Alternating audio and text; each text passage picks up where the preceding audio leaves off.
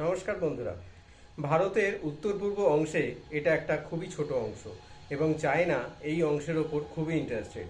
একে বলে Indian chicken neck অথবা শিলিগুড়ি করিডোর।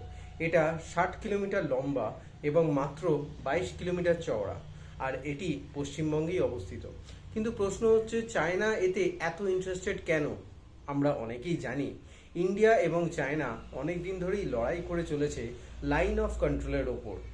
আর এটা সেই লাইন যা অরুণাচল প্রদেশ, সিকিম, উত্তরাখণ্ড, হিমাচল প্রদেশ ও লাদাখের উপর দিয়ে যায়।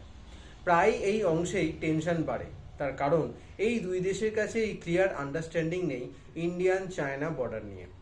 কিছু বছর আগে যখন ইন্ডিয়া চায়নার মধ্যে টেনশন বেড়ে যায়, তখন অনেক এক্সপার্টেরই মন্তব্য ছিল যে চায়না হয়তো এমন কোনো একটা রাস্তা তৈরি করছে যেটা দিয়ে এই চিকেন নেকের ওপর কন্ট্রোল রাখা যায়। যদি ভালো করে লক্ষ্য করেন তাহলে দেখবেন যে নর্থ ইস্ট পার্টে যে সমস্ত জিনিস যায় তা সব কিছু কিন্তু এই রুট হয়েই যায়। তাই যদি নর্থ ইস্টে কোনো সমস্যা দেখা দেয় এবং ভারতকে যদি তার জন্য সেনা পাঠাতে হয়, তাহলে এই রাস্তা দিয়েই পাঠাতে হবে।